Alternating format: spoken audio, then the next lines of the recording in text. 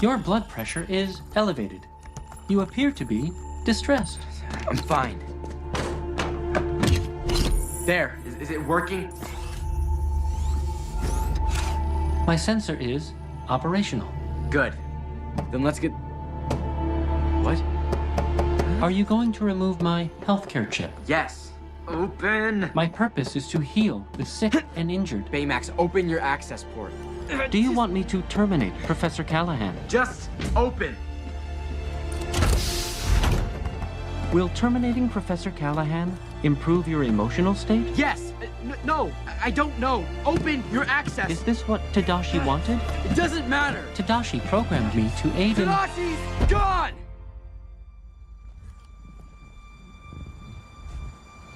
Tadashi's gone. Tadashi is here. No, he's not here. Tadashi is here.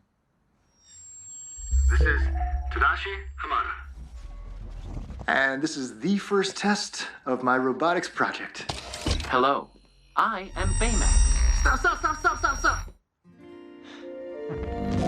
The 7th test of my robotics project. Hello, I am Wait, stop scan, stop! Tadashi Hamada again. And this is the 33rd test of my robotics project.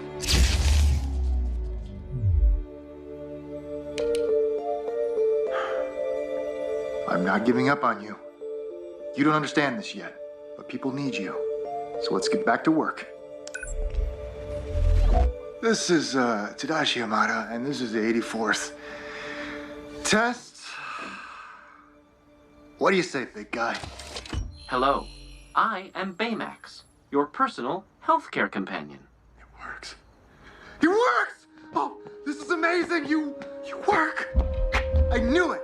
You work! I can't believe it! Okay. All right, big moment here. Scan me. Your neurotransmitter levels are elevated. This indicates that you are happy. I am. I really am. Oh, man. Wait till my brother sees you. You're gonna help so many people, buddy. So many. That's all for now. I am satisfied with my care.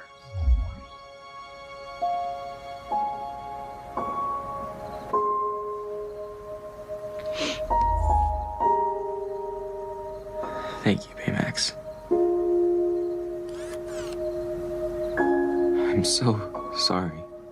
I guess I'm not like my brother. Hero.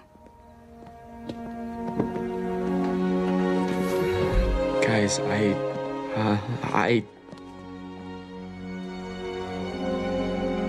We're going to catch Callahan. And this time, we'll do it right. Welcome to the Superhero Cinephiles podcast. I'm your host, Perry Constantine, and welcoming back a returning guest, and that's Scott Honig. Scott, how you doing today? I'm great, Perry. Thank you so much for having me back. I had such a blast the first time talking about WandaVision, and I'm really, really excited to talk Big Hero 6. It was a lot of fun having you on last time and discussing WandaVision. And I do remember last time we had you on is we were talking, I talked briefly about the Marvels and the post-credit scene. So I was just wondering, you being an X-Men fan, did you get a chance to see that post-credit scene? I did, and I had a similar reaction to most big X-Men fans. I mean, I'm assuming the movie's been out long enough where we can actually spoil the yeah, and scene. we've discussed it on the show already. So perfect. Yeah, I mean, look, seeing a CGI beast that looks pretty comics accurate, but still with Kelsey Grammer's voice was such an amazing treat. And then getting to see a version of Binary along with him, because one of my favorite eras of the comics was the sort of spacefaring sequence. The Brood Saga comes in amidst all that. Beyond the Farthest Star. No, yep. And so you got Carol Danvers as Binary, and that she's basically an X-Man at that point. So it's really exciting, and made me really excited to see if and or how the X-Men will make their way into the MCU. Yeah, and I'm guessing you got to see Deadpool and Wolverine yet? Only 3 times. So only 3 times. Okay, well, you're 2 on me. Yeah, I got to get back. I got to see it again. Yeah, I'm looking forward to it coming out. We got lucky because movie theater prices are so expensive here in Japan. Yeah, So and luckily my wife had a day off of work and the kids are now in preschool, so we were able to go to like an early showing. We got to see it together, and great. now I'm just waiting impatiently for it to come on Disney Plus so I could see it again. Yeah, yeah. No, I can't wait to see it again. I can't wait to show my daughter who didn't get a chance to see it with me. And yeah, that was such a treat. It was such a treat to get to see just a couple more X-Men characters make their way in, in again in comics accurate Hmm. costumes and this what a world we live in, man. Yes, yeah, yeah. Well, anyway, we kind of buried the lead a little bit here, but why don't you remind people who you are and what you do? Oh, I'm Scott, and I'm a high school English teacher.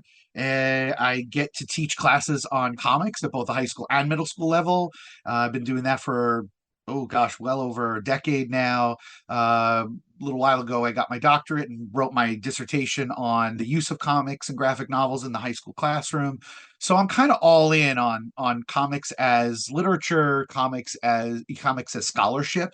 And so when they keep adapting projects that I know are great from the comics into great television, movies, and other media, I'm stoked because it means that the sort of, people at large are figuring out what you and I have known for decades now, which is that these characters are great, these stories are great. It's a wonderful way, this sort of tell a genre story, but really just tell a story about real human beings on that metaphorical level. So I'm always trying to bring as much of it into my classroom as I can. And just the last couple of years through you and Anthony Desiato, I've gotten into the podcast realm, and it's been one of the big joys of my life the last couple of years.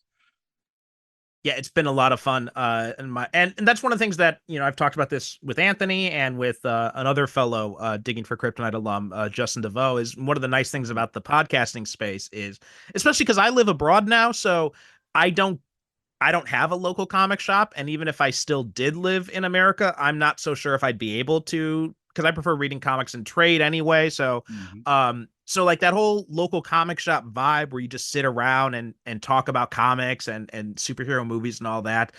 I don't have that anymore, and podcasting has been a way to recapture that without the, all the vitriol that comes with social media.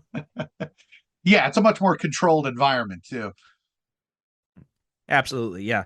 And I do love that you're doing comics from a scholarly approach. Like whenever I had like book reports or anything like that in university or in high school, and they would give us a choice on what to report on, I almost always tried to push something comics related.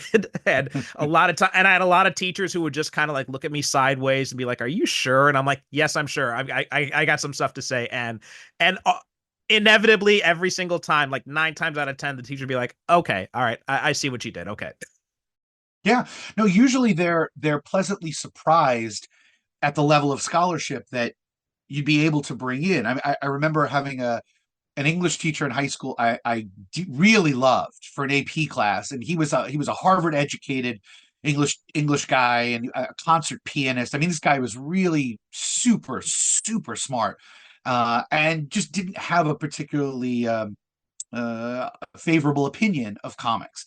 And I tried to convince him that I learned so much of my vocabulary through comics, and he really kind of poo-pooed it. And I said, you know what, let me do an extra credit project where I take, a random run of comics, and I'm going to create a vocabulary list of all the words that I find in there that I think are worthy of our class, and let me show it to you. So I picked like a random run of like X Force from the mid '90s, like Fabian Nicieza, Greg Capullo X Force, and I ended up with like 3 pages of vocabulary words with the definitions, the sentence in which they appeared in the comic originally. And I handed that in, and he handed it back sort of sheepishly and said, "You know what? You got me. I really didn't realize that you could learn this much from comics. There's some really sophisticated vocabulary in there. Read on, young man." Sort of that. And from that point on, he never bothered me about it again. And I love that you took a random assortment like X-Force comics, so it's not like you specifically went for like the more literary type stuff like Watchmen or anything like that. You specifically went for something that was much more mainstream, which because that way he can't go like, well, Watchmen, New York Times bestseller. Obviously, that's an outlier. So that was very smart of you to do it that way too. Um, I would love to take credit for being that smart and calculated about it. The truth is, I was 16 years old, and X-Men was my gateway drug, and it was all I read at the time. I was pretty blind to everything else in the comics realm. I hadn't even heard of Watchmen yet. I hadn't heard of Sandman yet. I hadn't touched any of that. It was just so I pulled what I had. But you're right. If I were to do it again today, I probably would go to, a much more sort of agreed upon literary work, but, X-Force was what I had. Well, I thought obviously it worked out well. Yeah. And the vocabulary thing, my late co-host Derek, he told this story one time on the show that when he was a kid, he had used this word that he got in the comic books, and a few times he had this happen where he used these words in these like book reports, and this is like when he was like in elementary school or something like that, or maybe junior high, and his teacher would come back to him and be like, "Where'd you learn this word? Who taught you this word?" And he's like, "Oh, I learned it from Mighty Thor or something like that." And they're like, "Get Yeah. out of here! No, you didn't." And he's like, "Yeah, I did." And he'd bring in the comic and he'd show him where he got it from. I love it. I love it. So Uh, good. So I love those stories. it's great. Yeah, it's great to let people realize just how much more sophisticated this stuff is than Mhm. people give it credit. But and on that note, what kind of stuff is kind of interesting you lately? Anything that's grabbing your attention for fun, either movie wise, book wise, TV, comics, anything like that? Oh, let's think. So I just before we started recording, I finished the last book of the Krakoan era of X-Men. And that sort of wrapped itself up. I enjoyed it for the most part. It's a good sort of 5-6 year run. Shook up the whole X-Men universe. Did something a little bit different. There's some real high points in there, a couple low ones too, but overall, I think a really great thread. And now I look forward to seeing what this new wave of X-Men titles has, where they sort of bringing it not quite back to basics, because I think they're doing a thing where like the X-Men are scattered in various teams all around the, if not the country, in the world. And then they're just sort of bringing it back to more traditional superheroics, let's say that. So I'm interested to see what's going on with that. Other than that, the book I probably enjoyed the most recently was Tom King and Greg Smallwood's Human Target maxi series from DC. Just really cool murder mystery where the protagonist is trying to solve his own murder. He's poisoned in the beginning and he has 12 days to live, and there are 12 issues. So every issue is a day, and he's trying to figure out who poisoned him and why and all that. And it's great, like noir superhero mystery fun. It looks gorgeous. If you haven't read it yet, I highly recommend it. No, I have not, but I love Tom King stuff. Like Yeah, Vision was amazing. I think we talked briefly about that last time you were on, actually. I think we And did. Yeah. I dug his Batman stuff. I know a lot of people didn't like it, but I thought it was fun. I loved Mr. Miracle, and so yeah, Superman up in the sky, obviously. So yeah, I'm all in on Tom King. So I'm planning to check out Human Target Yeah. eventually. Yeah, you won't be I think disappointed. didn't he also do that Adam Strange series too?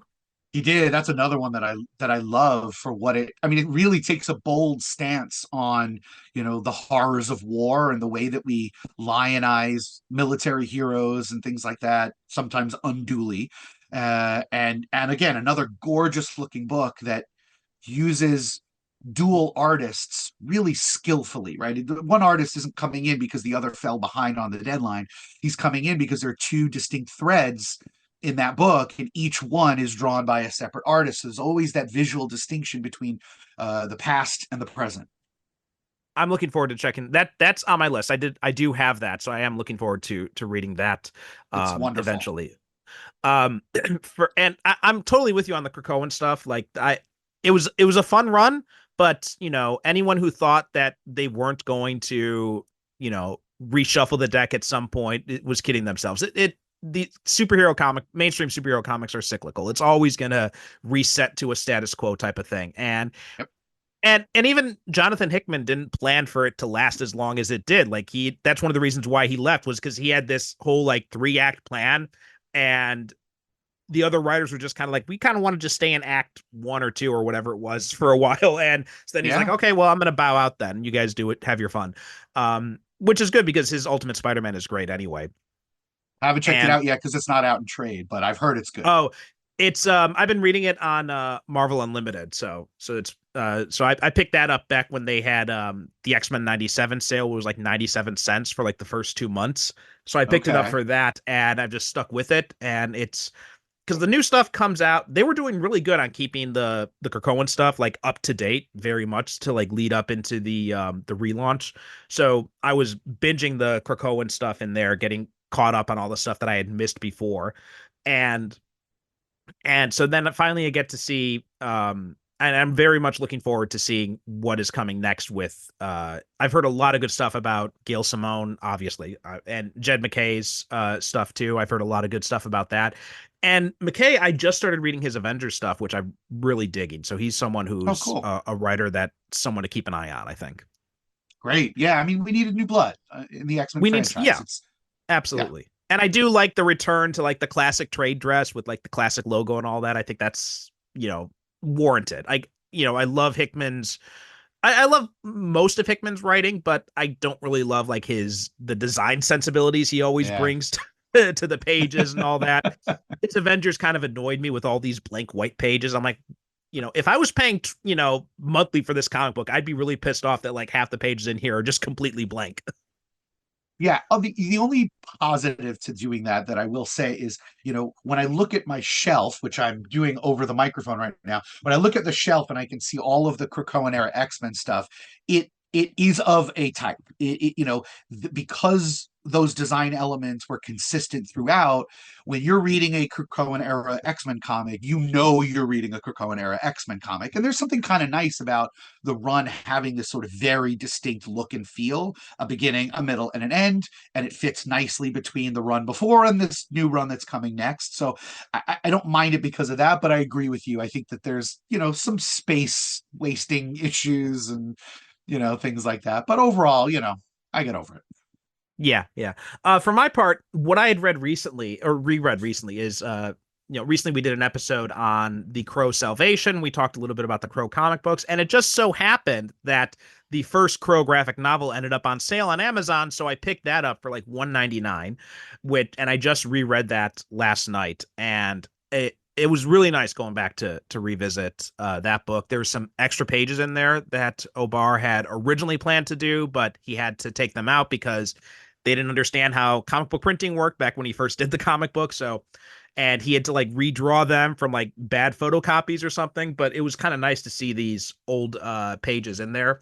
Although I will say that Simon and Schuster and their Gallery Books, they did the book, and they don't know how to make digital comics because like the 2-page spreads are all 1 page, and it's all forced in portrait mode, so you can't read it in landscape. The guided view doesn't really work very well, and when you do zoom in on stuff, it's kind of blurry. So I'm glad I only paid $1.99 for it. If I paid like the full price, I would have been very pissed off. But the story itself is still great. I'm not sure if you've ever read that original Crow graphic novel.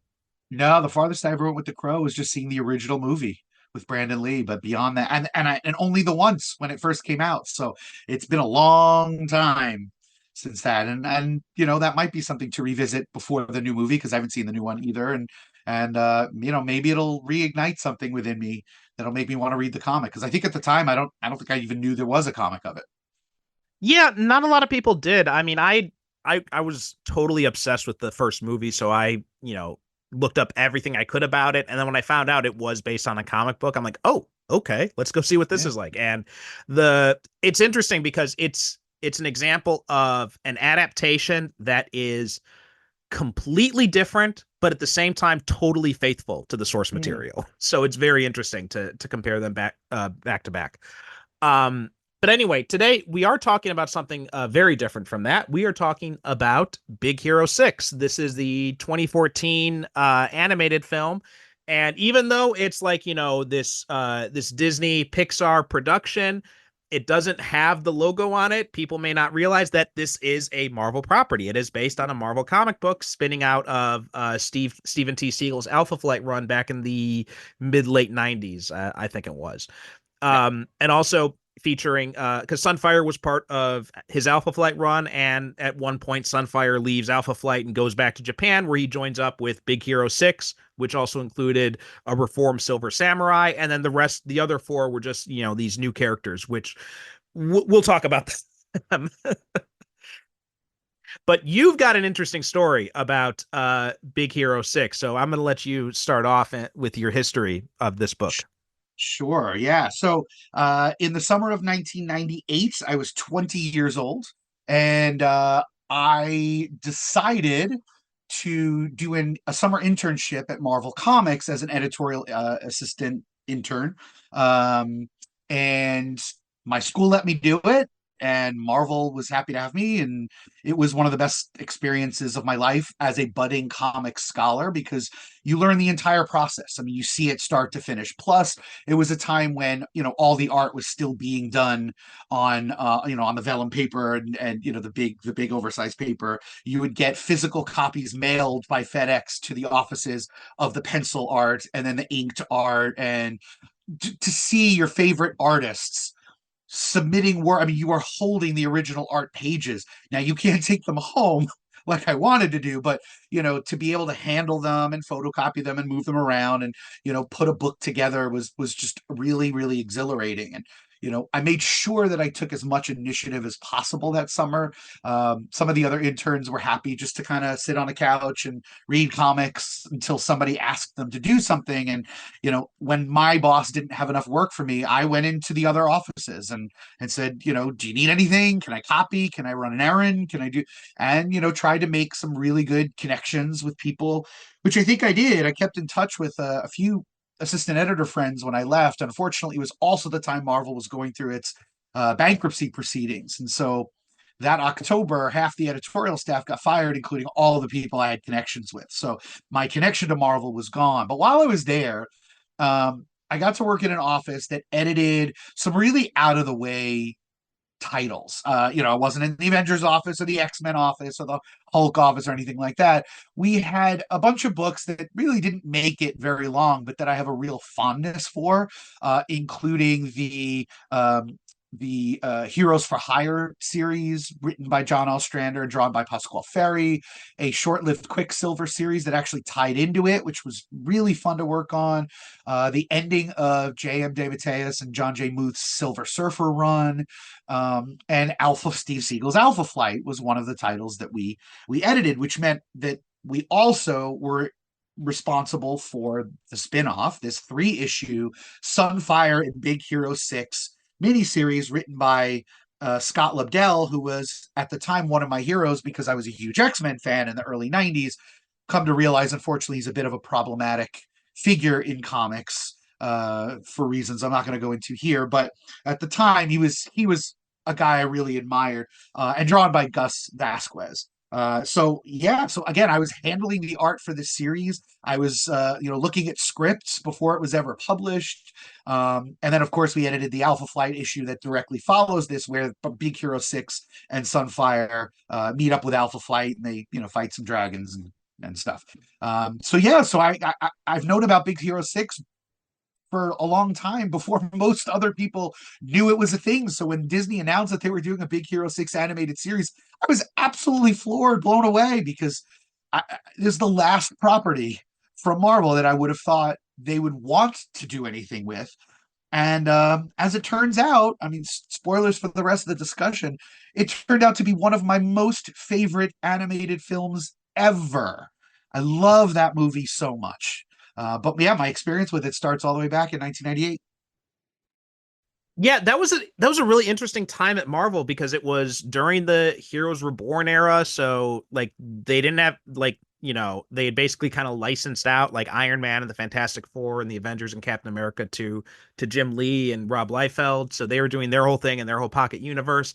And then to kind of like fill the void in the main line, they they got experimental with some of these other characters. Like you said, Heroes, like I was getting nostalgic hearing you run down those lists of titles. Like there was Yeah. Heroes for Hire, Quicksilver, Alpha Flight, obviously, and Siegel brought like this kind of like X-Files style, like conspiracy vibe to it, which is really interesting.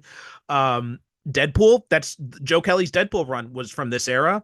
Yes, it And was. that's what made the character what he is today. Like you look at the movies and everything, that's all because of Joe Kelly, as much as Sure Rob is. Liefeld wants to tell people differently. Um, and yeah, there's Sunfire and Big Hero 6. I remember being very curious about this and digging up the issues later on, when I was doing a deep dive on stuff and reading the comic book and just being kind of disappointed with it the first time I read it and not really knowing why, but also finding the characters really kind of fascinating in an odd way. And then after I moved to Japan, I went back and I dug these up again, and I realized there's a lot of problematic stuff with like, and this is a I don't want to put this all on Scott Lobdell because these characters were created by Siegel, and this was kind of a trend in American comic books for a very long time, going all the way back to like Chris Claremont doing, Wolverine and setting it in Japan in the 80s, where, you have Mariko all the time walking around in full kimono dress. And I'm just like, no, no one does that. No one does that. Because those kimonos take like 20 minutes to put on. Nobody is just putting on a kimono to wander around the house.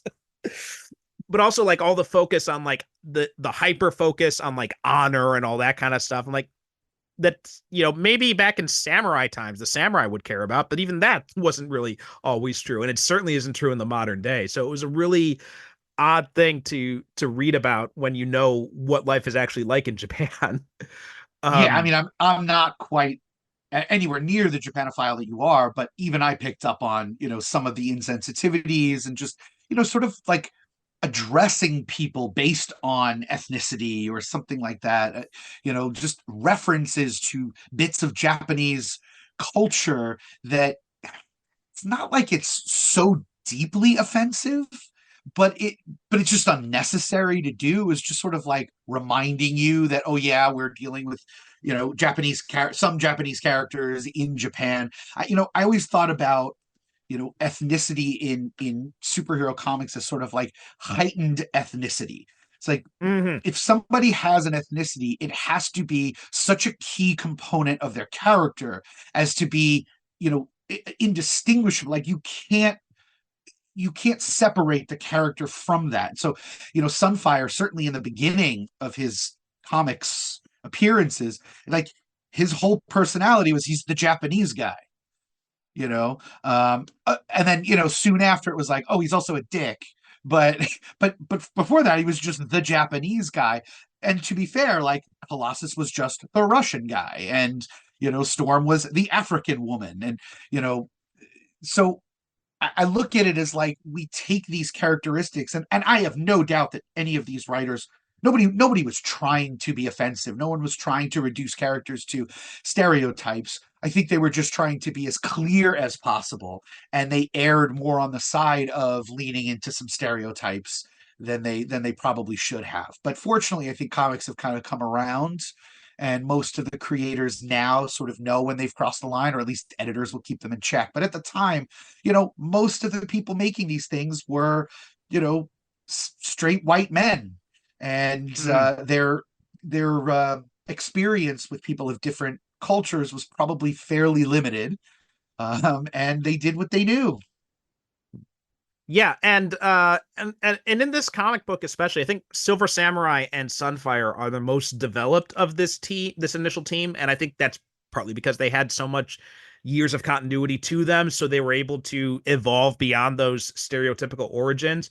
And then you look at some of the other ones, and and whether it was Siegel or Lobdell, I'm pretty sure they're just kind of like looking at like descriptions of anime and just kind of like piecing them together. Because you have so there's and some of the transliterations just kind of funny. So you have Gogo Tamago, and I get what they're trying to do there because they're trying to say that she when she's spinning, she looks like an egg. So that's where but the thing is the word for egg in Japanese is tamago, Tamago, not Uh-huh. tomago. And Uh-huh. and also kind of reminded me when they brought in when Libdell later on introduced Sunfire's sister Sunpire and named her Leiyu, which is not a Japanese name at all. I don't know where he got that name from. The L does not even exist in the Japanese alphabet, so I don't understand where they got that from. So you have her, Gogo, who's very much, kind of like, the badass Japanese girl. And then you've got Honey Lemon, who's like the cutesy anime Japanese girl, which is obviously a spin on like Cutie Honey and all this kind of stuff. And she's got this, this magic bag that can pull out anything she needs. And then Hiro Takachiho, which he's, the standard, Japanese boy genius. So playing up on the whole nerd angle, all Japanese boys are nerds type of thing. Right. And you have Baymax, who is both a kaiju and a robot. So you get a twofer in that one. And a butler. So you get a threefer. And a butler, yeah. And then later on, when Chris Claremont did his run on it, he did a mini series a few years after. He couldn't use Sunfire or Silver Samurai.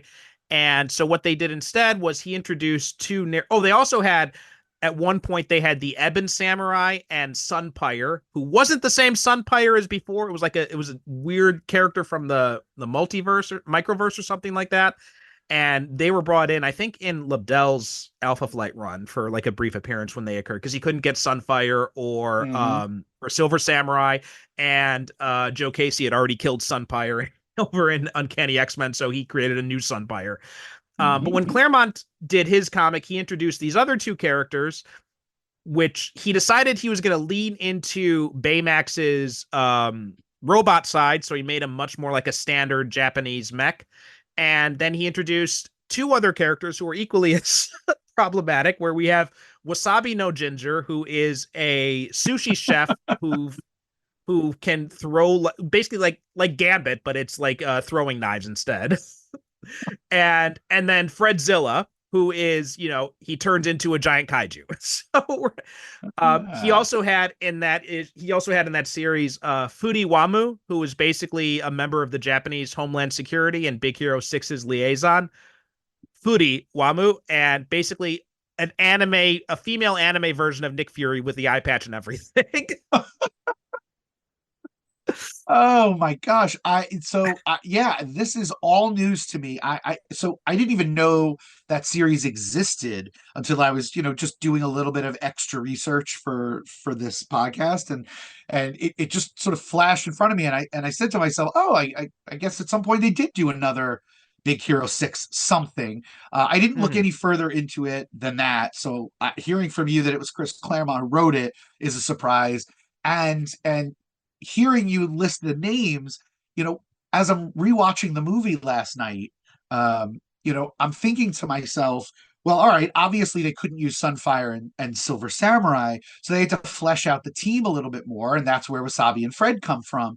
I didn't realize that those also had predecessors in the comics. I thought that they were creations just for the movie. Are they, in that comic, are they at all similar to what we got in the movie from Wasabi and Fred? I mean, Fred is kind of similar, but Wasabi is completely different. Like Wasabi is just completely stereotypical, right? Just like the stereotypical samurai type and dressed like a sushi chef. And the first time I saw him, like, what the hell is this guy? Like, you're really leaning into stuff here, Claremont. So yeah, it wasn't any there. I think they made some very wise choices when they decided to adapt these guys into what we got here. So yeah, and also the main villain in that original Big Hero 6 comic book was, of course, related to the atomic bombings of Japan, because apparently every time there's this is another thing that I notice about like a lot of these, quote unquote ethnic characters in comics, is their powers or their origins are always tied to some super specific event to their ethnicity. Yes, well, as you know, I'm sure nothing else happened in the entire history of Japan other than the atomic bombings in World War II. Like they didn't exist before that, and they haven't existed since. So I don't know where you're recording from, but it's not Japan, because.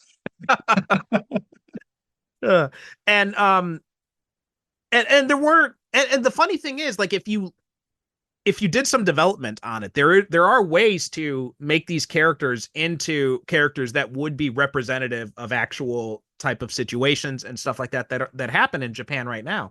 And I think, and that's one of the things that interests me about these characters is just kind of like the potential they all have, and it just feels like that this, as much as I do love this movie, and I do, like I was a little bit, I kind of looked at it a little bit sideways when it first came out because I'm like, I kind of got a soft spot for, I know they got issues, but I do have a soft spot for those characters in the comics.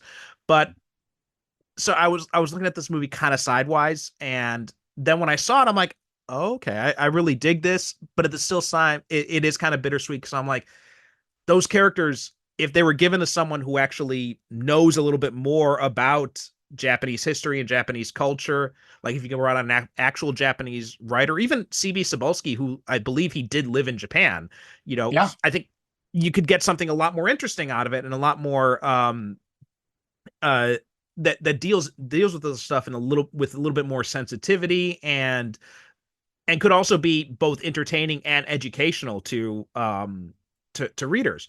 But unfortunately, it doesn't look like that's ever going to happen because this movie did gangbusters for Disney, and then they just decided this is a Disney thing now. It's no longer a Marvel thing.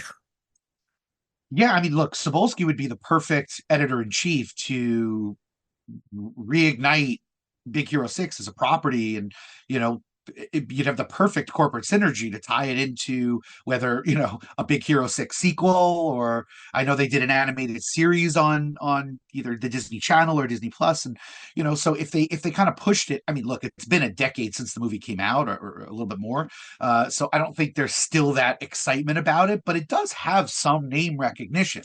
And I think that they could manage to do that because, as you said, Cebulski did live in Japan.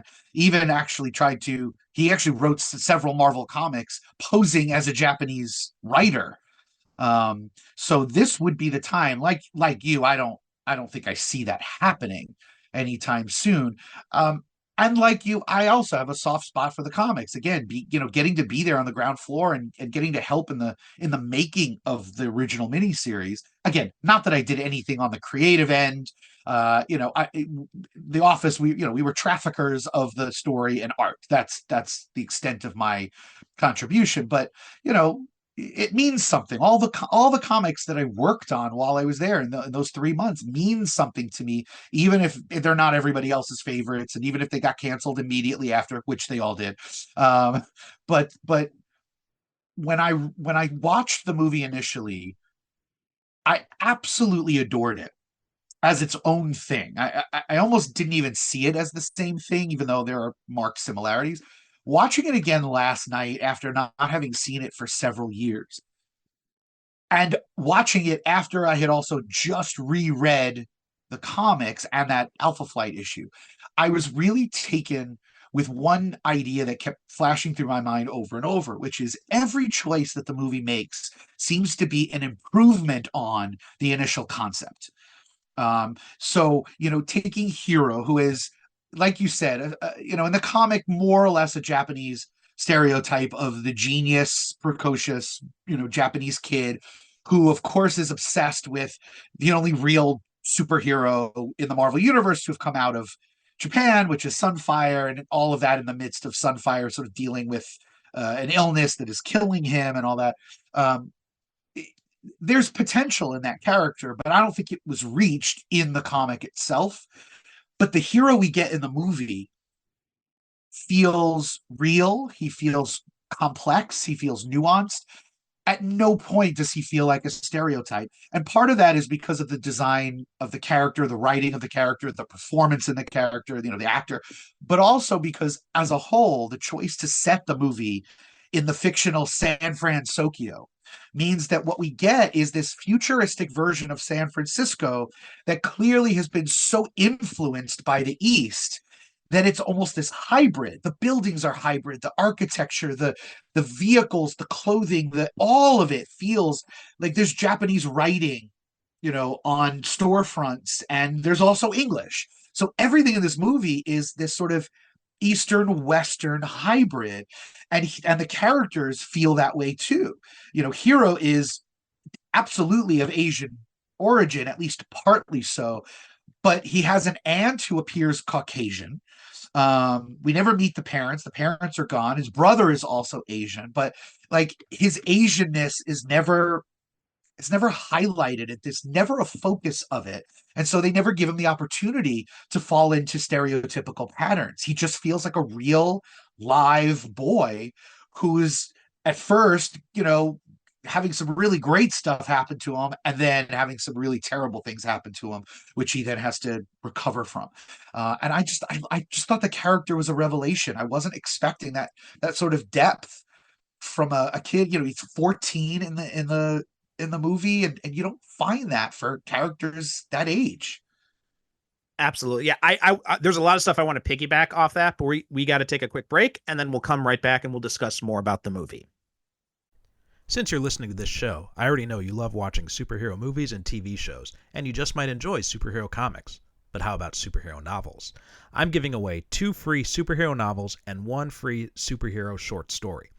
Visit percivalconstantine.com/SCP to get access to Vanguard, Heroes Forged, the first novel in my own Avengers and X-Men inspired superhero novel series, and Ronin Born, my cyberpunk superhero novel set in a futuristic Japan. I'm also throwing in Fire and Lightning, a free prequel story to my new Power Rangers inspired superhero series Omega Knights. So visit percivalconstantine.com/SCP. Those are just the letters SCP to get started, or click on the link in the show notes. And now on with the show. There's so much stuff you said in there that I really want to piggyback off of. First thing I want to talk about is of course the setting, right? San Francisco, because the first time I heard about that in in reading about it or something before I saw the movie, I'm like, that sounds stupid. Why would they do that? But then I watched it.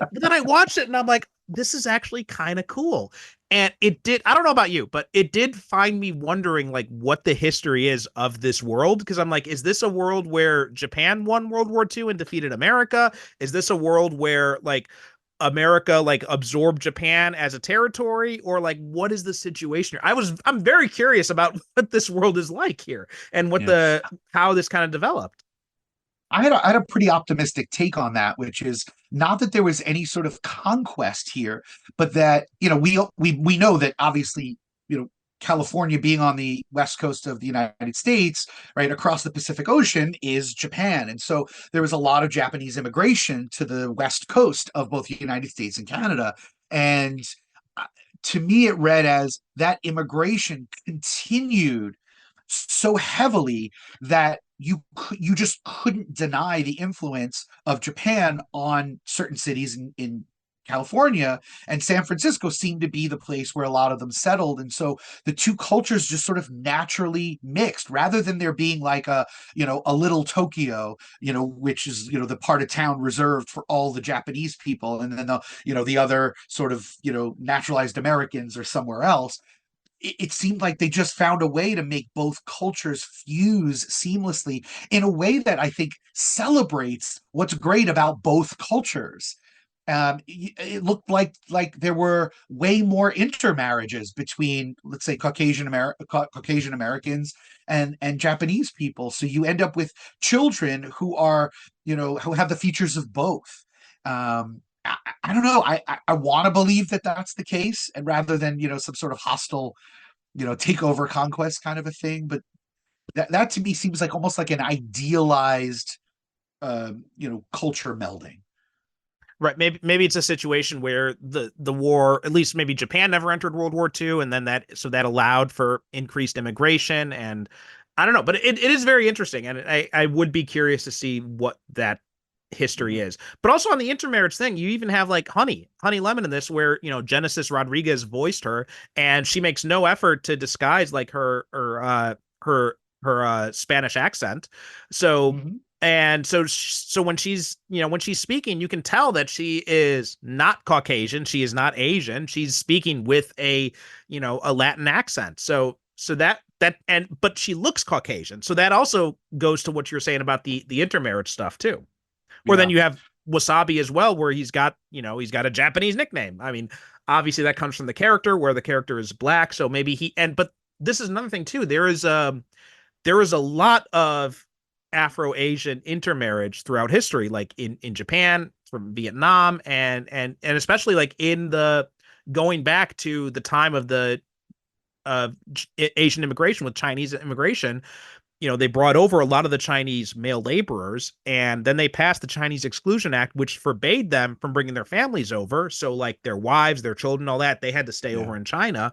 So, you actually did have a lot of marriage as, you had more Chinese people coming in, more Japanese people as Japanese immigration started. But then you also had a lot of freed slaves after the Emancipation Proclamation, after the Civil War.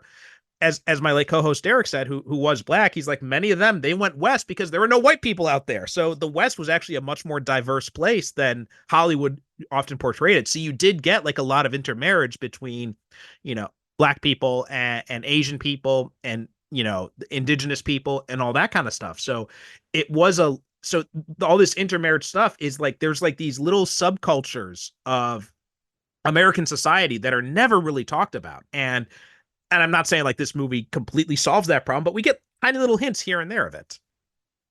Yeah, it's a little hint of a utopia that could have been, might still be, if we start heading in the right direction, of including everybody and celebrating everybody in society. It'd be nice. It would be nice. But yeah, Hero, I think, is probably both Hero and Baymax. They're I think they're the ones that get best served by this adaptation. First off, they changed Hero's last name too, right? He was Hiro Takachiho in the comic book. Here he's Hiro Hamada, and I don't know for certain, but my theory is that because Takachiho is like the name of this mountain where, according to Japanese mythology, that Japan began, right? That was like where like the sword was put into the sea, and then it came out, and the drops that fell off formed the main islands of Japan. And that area is called Takachiho, which is actually not that far from where I live. It's like 3 hours away. I've been there before. It's beautiful. But so I wonder if maybe that's why it was changed. Like maybe Siegel or Liddell or whoever came up with the name just kind of like, oh, Takachiho, that sounds like a good name. Let's just toss that in there. And then I'm not sure if it was thought that maybe they'd be offensive as a last name or what the case was, or maybe they just decided to choose a more common Japanese last name. But they chose Hamada, which so I thought that was an interesting aspect of it too. And I love this guy in this movie. Like he is, you do have that, boy genius type of thing, but he's not like Hero in the comics always annoyed the hell out of me, to be honest. But here he steals the show. Yeah, I mean, look, he's funny, but he's funny in the beginning when he's doing this sort of bot fighting thing, and he ends up hustling this big guy, out of his money, and then there's a brief chase and all that, and you start to see Hero through his relationship with his brother, and then eventually his relationship with Baymax, and you know seeing the different sort of moods that he's got as a teenager. And of course they make a big deal about the fact that he's going through puberty and his emotions are just sort of all heightened and confusing and all that. But there's some really, really beautiful nonverbal storytelling that tells you a lot about who Hero is. So for instance, about a quarter of the way through the movie, his brother Tadashi dies tragically, and Hero, as you'd expect, becomes almost depressed about it, where he's just kind of laid up in his room. He doesn't want to do anything. Before that, he was so super motivated. He wanted to get into this college and do all this science and tech work. And now he just doesn't want to do anything. And, his aunt comes to bring him breakfast, and she goes over to his sort of cluttered desk to put down a plate of like eggs and whatever. And right next to it is a plate with like a steak and some vegetables and potatoes that is completely untouched. And she picks that one up and leaves with it. And I thought, what a genius way to tell us that this is a kid who is absolutely in the throes of grief-driven depression without having to say it. Oh, you've been depressed for 3 weeks. It's time you come out. You could easily do it with dialogue, but it always comes off sounding forced. Like, why do people tell other people things they already know because they're happening to them? This did it completely non-verbally and gave us so much rich information about who Hero is in that moment. And I really applaud the movie for knowing when to say something out loud and knowing when to kind of keep it in and just use some sort of visual detail to give us something about the characters. Yeah.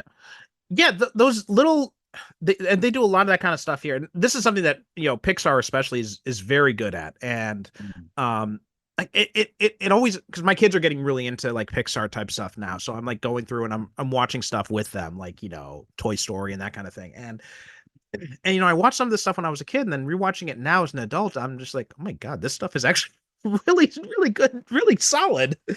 And Yes, it it's is. funny how most of the time when most of the Pixar stuff came out, I was in, my teens and my 20s, and I'm just kind of like dismissing it because it's like, well, it's Disney, it's kid stuff. I'm not going to waste my time. And now I'm like going back and I'm like kicking myself because I'm like, I should have been watching this stuff all along. Um, and I want to touch on something else that I forgot to mention before, but that's the fact that the decision to make this kind of hybrid of American and Japanese culture, because that was one of the things that did kind of disappoint me because I'm like, oh, they're gonna whitewash it by setting in, and then but they and I understand why they figured that, well, having it just be like a Japanese thing probably wouldn't do as well. But they, instead of just, whitewashing it, they decided to do this fusion thing, which I think was kind of a brave choice. Like, especially at this time when this came out, like this is in 2014, right? So this is Yeah. before Black Panther. This is before Crazy Rich Asians. This is at a time when, the whole idea in Hollywood was if it's not white centric, then it's not going to sell. And the main character, like we said, the center character of it. And if I do have one complaint about it, it is that it is basically the Baymax and Hero show, and the rest of Big Hero 6 kind of fades in the background. They're more supporting characters than anything else. So it's not, I think, and it's funny because in Japan, this was just released under the title Baymax, which is actually probably a more accurate title for it. Interesting. Really Yeah. interesting. Okay. Okay. I mean, yes, you're not wrong about that. Hero and Baymax definitely rise to the top of the story. Um, but I actually think that that's a really good decision because sometimes when you focus too much narrative, or you give too much narrative emphasis to too many characters, the emotionality gets a little bit lost because you're trying to keep up emotionally with so many characters, where by keeping the relationship central and in a way, Hero's relationship with Baymax is really still a relationship with his brother, because his brother created Baymax, and the chip that's in Baymax that drives him has his brother's name on it. Baymax is able to show videos of his brother, going through the process of figuring out how to make Baymax. So Baymax is a surrogate for his brother when he's really down and feeling so alone. It's Baymax who, becomes his best friend, his companion, in the way that Tadashi had been. So there's something really nice about that. And what I especially like about their relationship is that it gives a reason for the climactic battle sequence, which is just so fun, to have real personal emotional stakes, because it is about these two characters solving the problem together until such point comes where they can no longer solve it together and they have to split up. And it is a heartbreaking moment when Baymax has to sacrifice himself so that Hero and this person they've rescued, so that they can survive, so they can get out of this portal, this void, and survive. And without the development of that relationship and those two characters, I don't think you get the tears that Disney so desperately wants from its viewers. I think they run on tears. And so, they want that to be a resonant moment, and not just like by 2014, I think we had gotten to a point where we'd seen all the spectacle we can see. We've been able to do things in movies that look and feel real for, the better part of a decade and a half now. And that's not where most of us are going to get our primary enjoyment from. Show me spectacle, yes, but I need it to be personal. I need it to be character driven, because otherwise it looks cool, but I don't care. And I really cared about Hero at Baymax. No, I agree. When I say that it was a disappointing thing, I'm speaking more of as a fan of the comic books than anything else, and just like the title of the movie. But no, for the purposes of the movie itself, I totally get why they did it. And you're right. That relationship between Baymax and Hiro, that really drives the story, and that's really what the whole what the core of the movie is all about. And it's him coming to terms with his grief and everything, and also the decision to make it, because in the comic books, Baymax was imprinted with Hiro's father's like engrams, like it was like his personality, his Right. brainwaves, kind of like Vision and Wonder Man type of thing. So for all intents and purposes, Baymax was his father in the comic books, and that's not the case here, right? It's not like first, I like the decision of using his brother instead.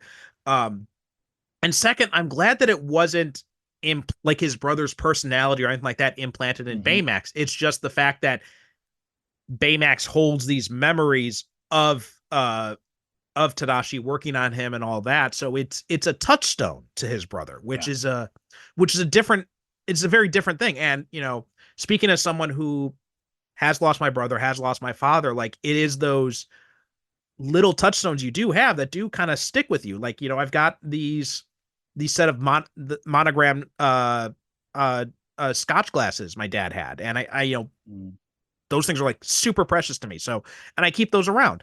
And it's like little things like that you hold on to. And so having Baymax as this kind of touchstone, who also he's something that Tadashi created and left to Hiro, but at the same time, it's a touchstone that Hiro can interact with. Like that's like a dream come true for anyone who has lost a loved one.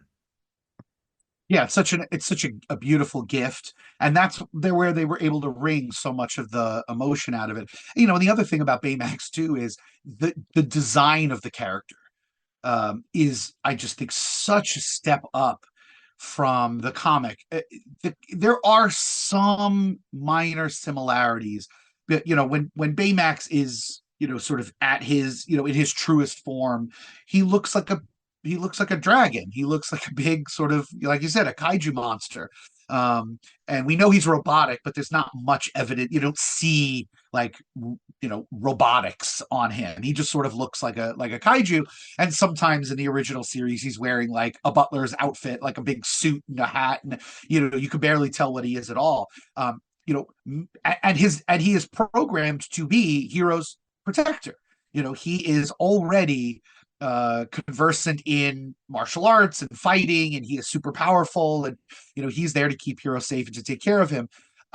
The Baymax in the movie has a similar motivation, but not as a bodyguard, but more as I mean, he is a healthcare companion. He is there to assess any sort of medical issues that you might have, try to solve them, and then it's really quite a genius thing. And he does, they say it several times in the movie, he looks like a big marshmallow. He's got this sort of like stretchable, I think they use what, latex, spandex, something like that. Yeah. Yeah. And all his robotics are on the inside. You don't see those.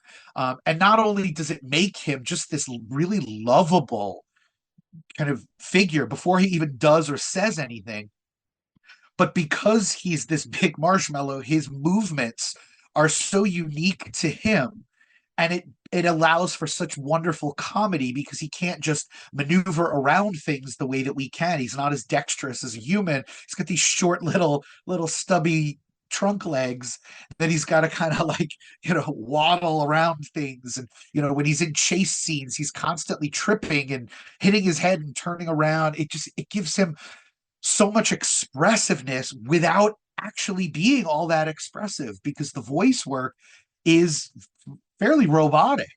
It's this very pleasant sounding voice, but it sounds very mechanical. It doesn't sound particularly human, but it all works together. And to me, it's a character with a lot of pathos, but also a lot of humor. And I want to go in there and give him a hug too.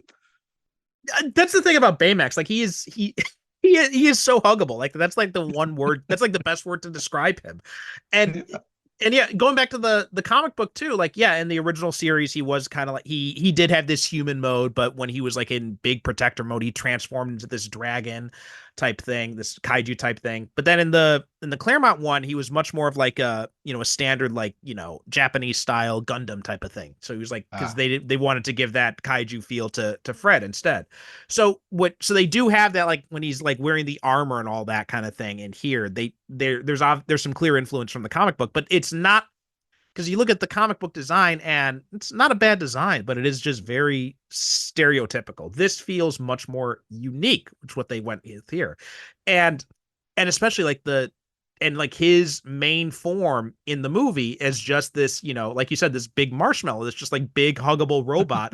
um it it's adorable. And yeah, he does, that was, you'd mentioned the expressiveness. That was something that was I was thinking of too, because he's not, the character design doesn't lend itself to expression. It's just like these two dots, and yet the head movements, the body movements, the way Scott Adsit does the voice, it just all, like you said, and I don't know what, Scott Adsit is an amazing voice actor in this. I never would yeah. have thought of that before, but he does such a great job where, like you said, it's this kind of like flat robotic delivery, yet it's somehow at the same time it's very emotional.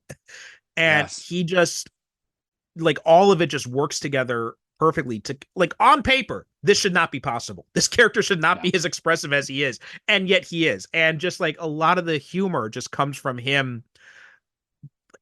The scene that stands out of my mind is the tape scene Yes. at the police station, when he's just like, it's like this tiny thing where it's like it's spurting out air, and he's just like very slowly taking a piece of tape and putting it on, and then doing it again and taking another little piece and putting it on. It's so low key, but so hilarious. I laugh every time I see that scene. Same. I was watching this alone last night, and I was laughing out loud. Um, and I was really impressed by how much restraint the filmmakers took in that scene. There is nothing being spoken for like almost 30 seconds, because you're just watching the air escaping through these pinholes out of Baymax's arm, and him pulling tape off a little tape dispenser to patch it up. And every time he puts the tape on one, it forces more air out the other holes, and so the pitch gets higher. And it's all of the humor is from the visuals and this sound, but there's no dialogue. I love that scene too, but the one that really gets me and really got me last night, where I had to pause the movie, I was laughing so hard, is the one that follows it, because his battery starts running low in the police station. And so when Hero gets him home, what a battery running low on a robot like this looks like is, it looks like he's drunk. His eyes are half closed. He's slurring his speech. He's deflated. He's leaning over. He can barely stand up. And he says really nonsensical things. And to play it that way, as though Hero is like escorting his drunk brother home and trying to sneak him in the house before their aunt sees them and finds out that he's drunk. To me, it is done so well by all the parties involved. And to me, that those two sequences do so much to help build that relationship, because the truth is, when those sequences happen, Hero and Baymax don't know each other for that long.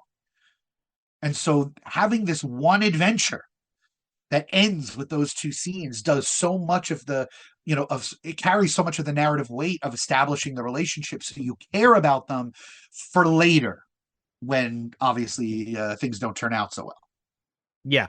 And also the decision for them to make Baymax this healthcare robot is also a nice contrast to Hito's worldview, because like you said at the beginning of the movie, Hito's building these battle bots, and it's kind of like this idea where it's like they're these tiny little things, but they're very powerful, really. And so like this battle bot, it originally looks like very small and innocent, something, and then it just turns into something super aggressive. And then you have Baymax, who is like, almost the polar opposite of Hito's entire design aesthetic, where he's big, he's huge, but he's very soft and very cuddly and he just wants to help people. He's just there to provide healthcare. And then when Hito is trying to force his version of what a robot should be on Baymax, and it doesn't work. Like, he's slamming the parts on, and the Baymax's stomach is like leaking out and all that. So I think And it's a nice contrast to the comics where it was, like we said, it was much more, not only in terms of the Japanese style, but just like stereotypical in sci-fi in general, where you have a robot bodyguard who's like all big and emotionless, like the Terminator type of thing. And this is the complete opposite, where he is emotionless and he is big, but in a way that is still very very full of emotion. Yeah, and because of that setup, it allows this really lovely callback to essentially what is Hero's, major flaw, right? I mean, you put it well, like he is out for himself in the beginning. He is bot fighting. He is using his technology to embarrass other people and win their money. And not that the guy didn't deserve it because he was kind of a jerk, but Hero is using it in real self-serving ways. And he learns from Tadashi and eventually from the other members of Big Hero 6 that the most noble thing you can do in the pursuit of science is to create things that are going to help people. Tadashi certainly did it. The others were in the process of doing it.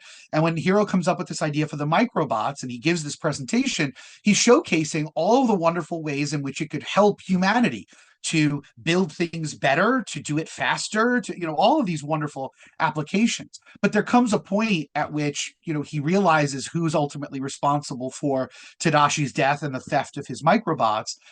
And he breaks, he cracks, and he reprograms Baymax, right? So you have this lovely, cuddly, huggable healthcare companion whose Tadashi chip gets removed and a new chip put in with, again, the martial arts programming, and basically he makes him a kill bot. And his eyes turn red, and he's not understanding, he's not listening to reason. He's just on an absolute rampage, and it's, I won't say terrifying, but it's really uncomfortable. It's really off-putting to see that character become a murder bot. And that's, of course, where Hiro gets into conflict with the other members of Big Hero 6, because they recognize, like, this isn't Tadashi, this isn't Baymax, and Hiro, it's not you either. You're just letting your emotions run wild. So it's a nice callback to the little bot that had the happy face that flips around and becomes the attack face. So I really like that development too. Yeah. Um, and I feel like, how'd you feel about the relationship that develops between the other members of the team and Hito? Because I think one of the things that strikes me as I'm watching this movie is, Hito makes these microbots for his presentation, which then Callahan steals for his own purposes, and it just kind of make me think. I'm like, does Hito even need this school? He's kind of already he's already surpassed the teacher, so much so the teacher steals his invention. So it was kind of like a situation where I'm like, I don't think Hito really needs to be in this school to begin with. So I felt like the relationship, and this is and I guess something has to be sacrificed so that you can focus on the Baymax Hito relationship. But I did feel like we don't get as much development in how Tadashi's friends become Hito's friends. And I would have liked to see a little bit more in that aspect of it. I agree with you. I think if there's a shortcoming to the movie, it's that we sort of fast forward or speed through some of that development. For me, I kind of chalked it up to, they were really close with Tadashi, and they got to meet Hiro right before Tadashi died, and they know how much Tadashi meant to Hiro. And so when Tadashi dies, they try to step in a way that they know Tadashi would have wanted them to just make sure Hiro's okay. To make sure that he's grieving in healthy ways, because he just disappears. And they send him that video message where they say, like, we're just checking on you, want to see how you're doing. So yeah, they definitely all become very comfortable with each other and attached to each other very quickly. I think that's probably because the emotions are so heightened in the wake of Tadashi's death. It's a grief they all share. And sometimes that does bring people a little closer together. And again, maybe I'm being optimistic and looking for things to like about this movie just because I like so much already. But that's kind of my take on it. No, it makes sense. And like I said, I understand why they did it. It's just, just kind of like there are little tiny things here that it's just because this, I mean, let's be honest, this is a great movie. It is an excellent movie. So if we're gonna find stuff to talk about, we got to kind of nitpick a little bit. So, um, Yeah.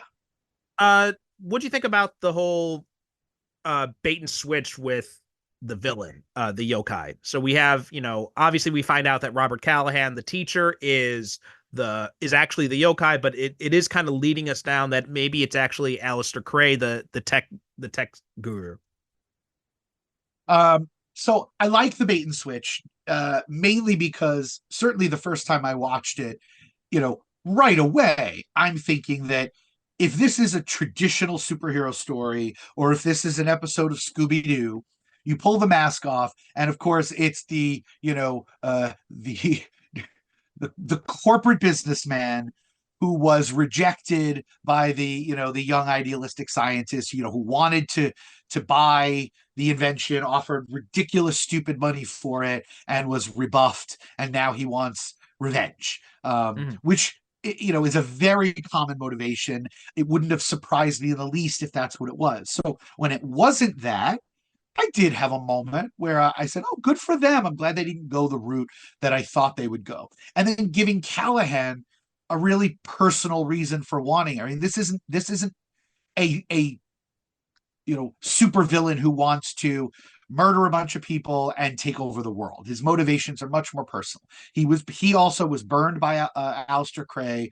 He lost his daughter in the process, and these microbots give him the ability to get revenge on the person who deeply, deeply wronged him. And I understand that makes perfect sense to me.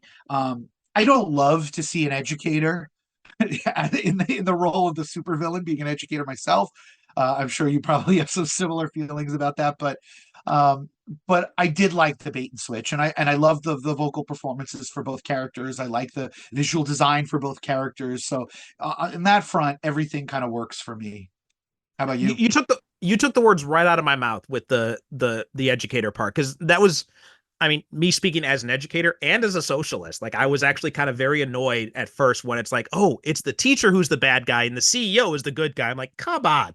I mean, we do find out obviously the reason why the teacher is the bad guy, and we find out that Cray is not a good guy. He is a bastard too. Just he's just not a bastard in this particular instance. So that made it a little easier to go down. But I did have that initial reaction when when I saw the movie the first time. Yeah, but I think the fact that he's an educator is precisely why it comes as such a surprise. That, and the fact that at that point we are to believe that he's dead.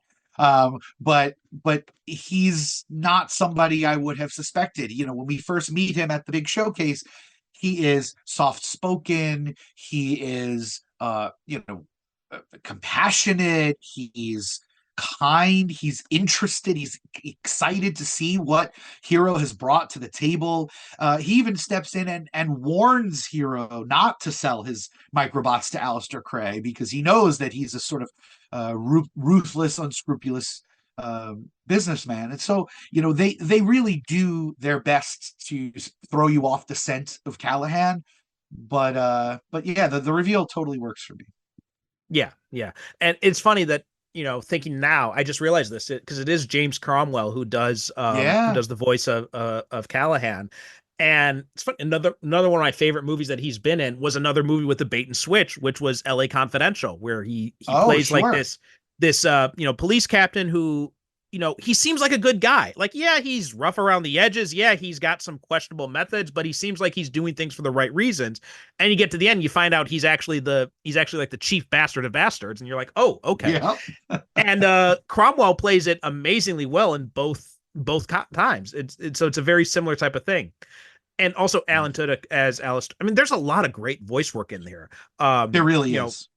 Scott Adsit, mentioned before, but I recognized his voice, but it wasn't until I saw the name. I'm like, that name sounds very familiar. And then I was doing a 30 Rock rewatch. And I'm like, oh my God. Okay. That's him. Yeah.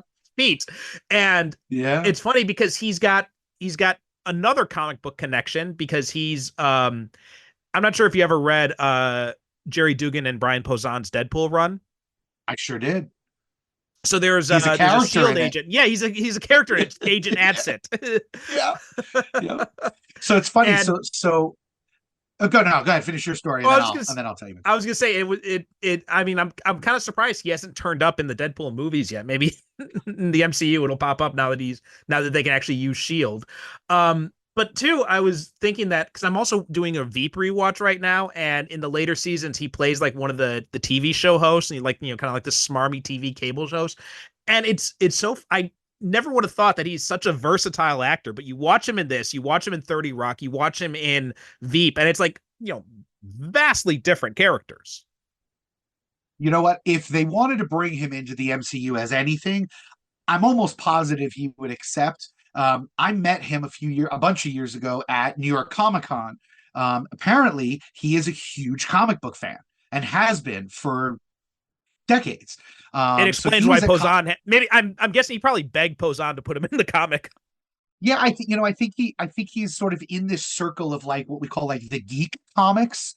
Posehn is absolutely in there. There's a few others who, their sphere is sort of in the geek world, right? Which is why, you see Brian Posehn, doing a bit part on, Big Bang Theory, for instance. And he's sort of in that realm. And Scott Adsit, I met at a Comic-Con. It was in the evening. They were kicking off Comic-Con first night with a live concert by Ben Folds 5.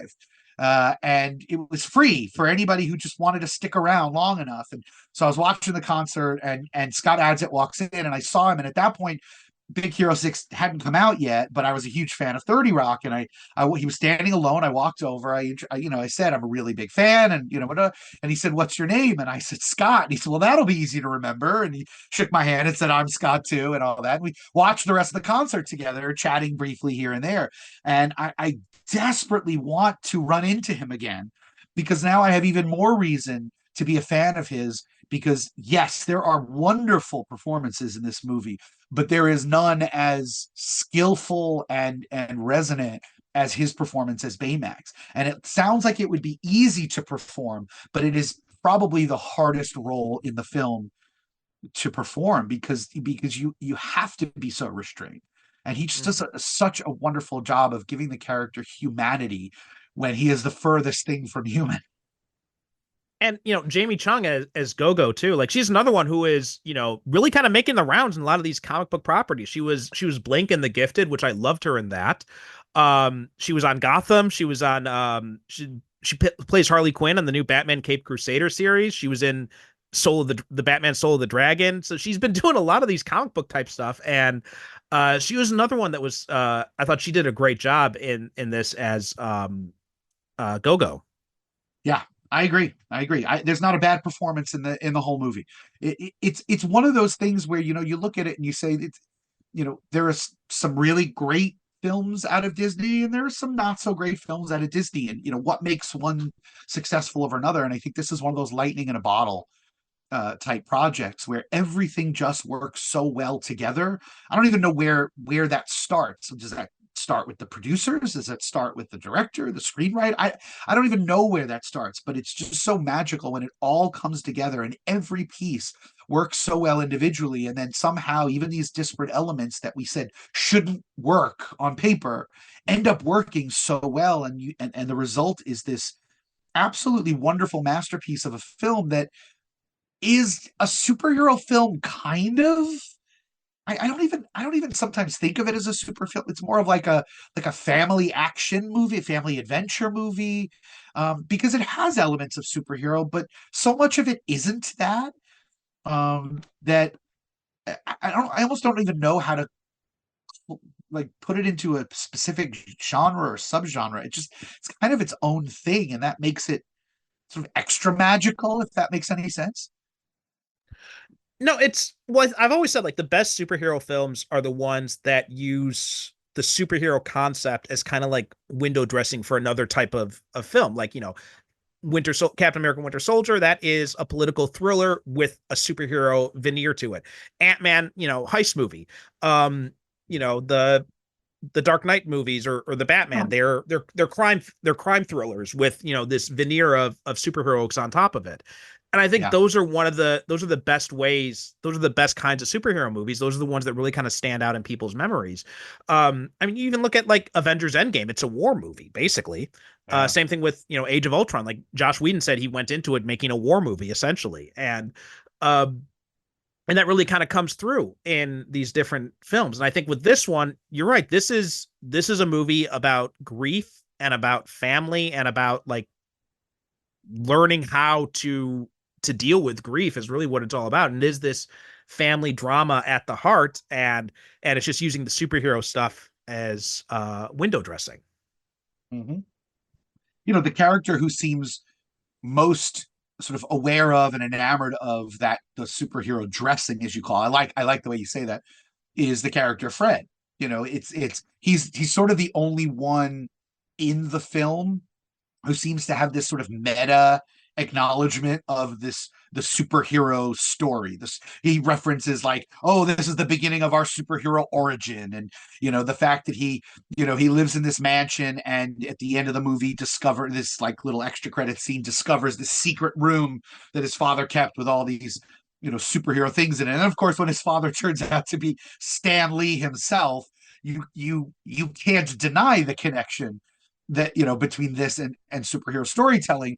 But other than sort of Fred and the sort of brief sort of explicit mentions of some sort of superhero thing, it really isn't. It falls more in that like science fiction, action adventure, like you said, family drama.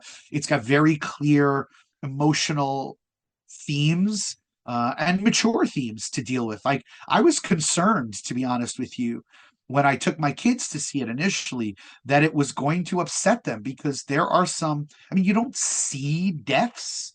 They don't take place on screen, but you're certainly well aware of them. And there is a violence to this explosion, this fire that rages, and certainly enough attention is given to people's reactions to those deaths. That whole midsection of the movie is really sad. And I was worried that my kids would be upset by it. And to their credit, they were. I mean, they had an emotional response.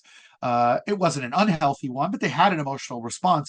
Fortunately, the movie does a lot of work to sort of rescue you, the audience, from that grief, even when the characters are continuing to go through it. Because after that sequence where Hero is terribly depressed, when we do get Baymax to interact with him, as soon as Baymax leaves the house, because he's following the microbots that seems to, as he says, he seems to want to go somewhere. Then we're in the realm of sort of the comedic action, or the action comedy, as Baymax sort of waddles his way across San Francisco, looking for the other microbots, and Hero has to chase him, and it's their first adventure together. So we're sort of brought naturally and organically out of that. But yeah, what was my original? Oh, the deaths, right? Being upset about the death. Forgot where the idea came from. So yeah, but it was a lot sadder than I had remembered it being. But I was also aware of the ways that they pull you out of that. Yeah, but you know what? That's kind of a Disney thing, is traumatizing children, right? I mean, I'm one of millions of children who was traumatized by Bambi's mom. So that's fair point. That's a fair point. But I think it's also, but just talking about the way that they address death here, and they address it in a very, very real and very direct way, which I thought, and it got me thinking about the like the mid 90s, the 94 Spider-Man series, and how the censors were so hypersensitive about the concept of death or anything like that. Like, the word death is never explicitly mentioned in there. Like, whenever they talk about Uncle Ben, it's always the criminal who got Uncle Ben or something like that. And they're very, because this is like in the post Power Rangers parent freakout era. So the censors were like hypersensitive about everything. And they're like, we can't talk about death. We can't let them know that death exists or anything like that. And like, even when they tried to adapt a version of Death of Gwen Stacy, where they did it with Mary Jane instead, she doesn't fall to her death. She falls through a portal and gets lost for the rest of the series. So yeah. So there's that aspect of it. But here in this, like, it's a kids movie, right? But they are very directly addressing the concept of death in very real terms, and there's no sugarcoating it. Tadashi dies, and that's something that Hiro has to deal with. And I think and I like that they are not they're not undermining the intelligence of the audience in that way. Absolutely. And with the level of science in this movie that borders on magic, particularly with like the kinds of chemical concoctions that Honey Levin comes up with, the way that Gogo moves on those maglev bicycle sort of wheels and things like that, the lasers that Wasabi uses, the kaiju costume that breathes fire that Fred wears. I mean, these things are doing things that even really, even slightly futuristic science probably can't do. um you know you would think that at some point a lesser movie would have said, we're going to figure out how to bring Tadashi back. Right, we're going to use the technology. We're smart enough as a team that we're going to figure out how to bring him back. And whether that goes well or not would be the focus of the rest of the movie. And that's there so that there don't have to be any consequences to anything that happens. You can kill a character and then just bring them back. And I do like that this movie doesn't do that. That it teaches Hiro a way to deal with his grief about Tadashi, and he can still be sad about it, but it's not stopping him from living his life. He's still going to be a scientist inspired by his brother. He's going to continue with this Baymax project, so the end of the movie seems to suggest, because of his brother. So he's using that as motivation to move forward, not as a reason to continue to wallow in death or make a really bad sort of Frankenstein-like decision. And they'd have two possible outs for Tadashi's death in here, right? One is, like I said, like they did in the comics, where it's his brain waves, and like maybe they find Right. something on the chip or something where Tadashi's, personality is imprinted, his memories, his personality, all that, and they could install that into Baymax or something like that. They have that option, and I thought they were going to go towards that route, but they didn't. And I'm very happy they didn't for the reasons you just said.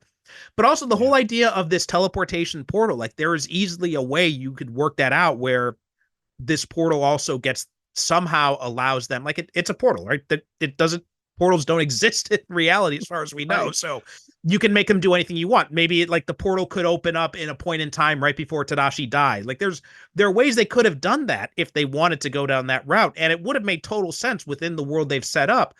But they don't do that because the important thing is, dealing with his grief and finding a way to live with it, not finding an easy solution to it. Yeah, and those of us like you and me who are used to, certain comic book tropes and sci-fi, trends and patterns, know that both of those are actually teases to the kinds of stories that you and I know very, very well. There is a version of this, like you said, where, Baymax is the key to bringing back Tadashi, right? We have his sort of brain engrams on this chip and whatever. And they go really far in trying to misdirect, because there's several times Baymax says to Hiro, Tadashi is here.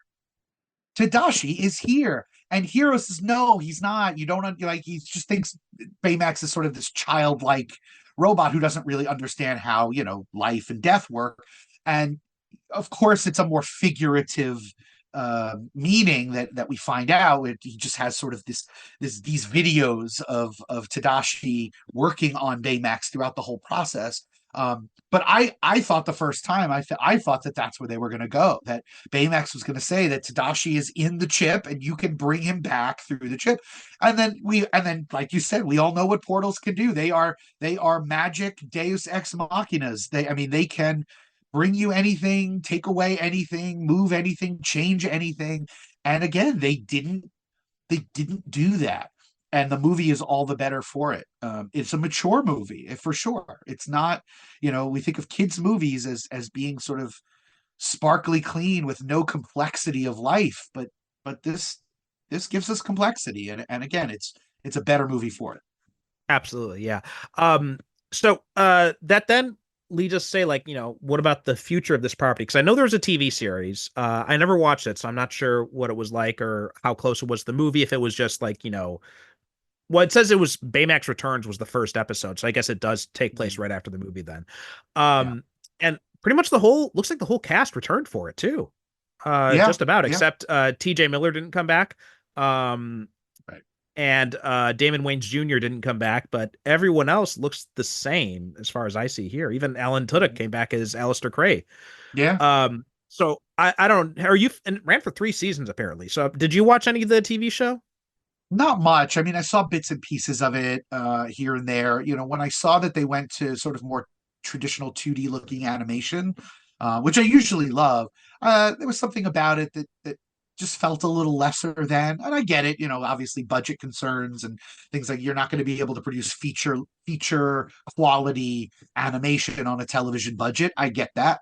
But yeah, there was something about it that I don't know, for whatever reason, I just wasn't on board. I was glad it existed though, because I Hmm. wanted there to be kids who were the right age when that movie came out who would have just fallen in love. I mean, if I were a 10, 11, 12-year old kid when this movie came out, this would have been my life. Hmm. I would have been so smitten with it. I mean, I am smitten with it, but you know, as an adult, it hits differently. Um, so I was glad that there was an animated series and they made action figures and things like that. I'd like to see more from it. I'd like to see Disney do a sequel. I really would. I Yeah. think there's a lot of potential here. The fact that it's now 10 years later means that there's less of a chance we're going to get one, or certainly not one that brings back the original voice cast or anybody else who worked on the movie, who've maybe moved on to other projects or just aren't interested in rehashing the past to that degree. But I think if you come up with the right story, it could work really well. What about you? No, I think so too. And you never know because Incredibles came out what 14 years after the original. So Incredibles 2, I mean. So Yeah, yeah. very possible that it could still happen.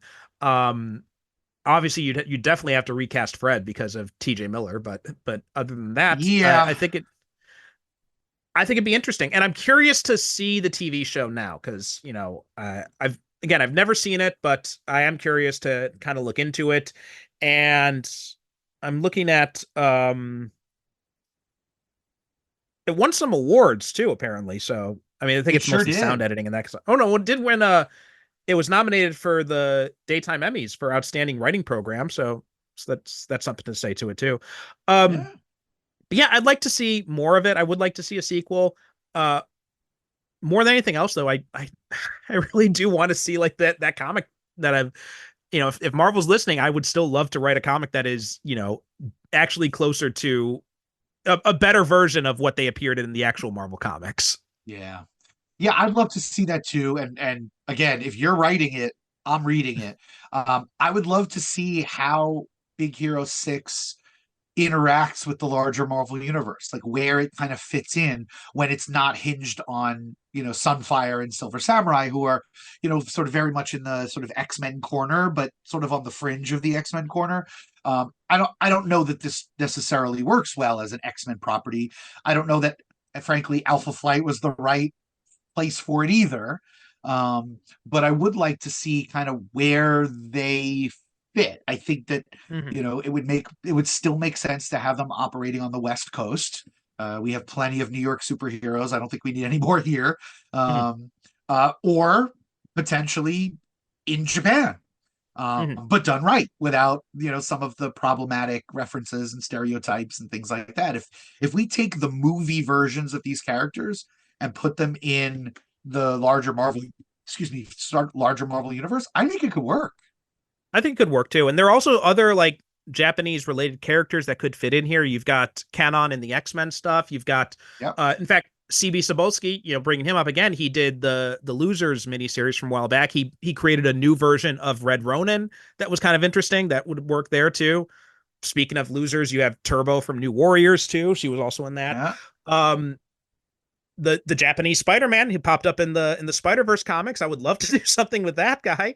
Yeah. But also, you've got if Marvel could work something out with Toho, you could do some stuff with Godzilla there too, since he was part of the Marvel universe for a very long time. Yeah, I don't know if they still have No, I they don't don't have they that definitely license don't have the anymore. But rights, but they'd have to do some kind of deal. But whatever. Yeah, I just think it'd be cool. Or you know what? Let them create new Japanese characters. Like let's mhm, have more Asian representation is never a bad thing, I don't think. that So too. Yeah. let's do it. Let's keep these characters as the base and create a kind of world around them and let them have an ongoing series. Yep. I would love to see that. I think I'd that's a read good it. note to. Yeah, me too. Even if I'm not the one writing it, I'd still love to read it. Yeah. Yeah. But That's a good note to end on. So, Scott, do you have anything you want to promote? Anywhere you'd want to send people? No, I'm not really anywhere. I try to stay away from social media as much as I can, and my Smart my job. decision. Yeah, my job requires me to celebrate the things that artists create, but I don't tend to create much on my own. So yeah, nothing to promote. I just, the last thing I want to say is just thank you for reaching out and thank you for inviting me back. And I'm really glad we were able to do this again. It's always a blast, and to get to celebrate the things that we love and find that commonality is wonderful. So thank you again for the opportunity. Oh, you're always welcome back on. And well, I will promote something for you then. Like there was the episode you Sure. were on here with WandaVision, but also, go check out Digging for Kryptonite. Look for the episodes that Scott's been on over there too. There's a lot of great stuff over there. Absolutely. Yeah. Anthony Desiato runs a wonderful podcast where he looks at all of the gaps in his Superman fan journey and comics and other media. It's a really fun, and I'm a recurring guest there. So yeah, pop on and check us out. And as for us, superherocinephiles.com is the website, and we are Super Cinema Pod on the socials, which would be Blue Sky, Instagram, and Threads. So please make sure to follow us there. And that does it for this episode. Thanks so much for listening, and we'll talk to you next time.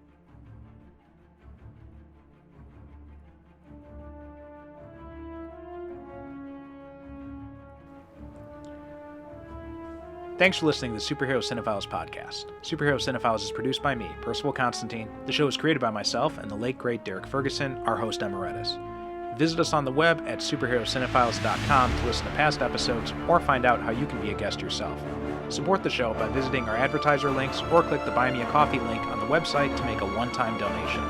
We are Super Cinema Pod on both Instagram and Blue Sky, so please be sure to follow us. We'd also appreciate if you could rate and review the show on Apple Podcasts and share us with your friends.